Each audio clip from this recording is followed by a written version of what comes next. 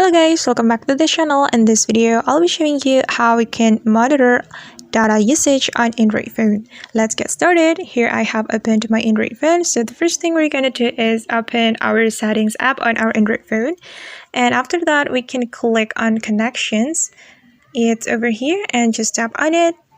After that, since we want to check the data usage, we can click on data usage right here. Then wait guys. So this is my data usage for the last 1 month. And if we want to check the data usage of each applications of this phone, we can click on mobile data usage right here. We can choose either SIM 1 or SIM 2.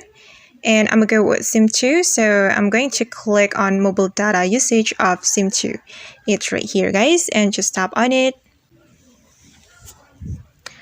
Alright, this is the data usage of each applications of this phone, and we can scroll down to monitor the data usage of each applications. Alright, and we can also change the period of the data usage, and you can choose it as you want. And for me, I'm just going to click on September. Just tap on it.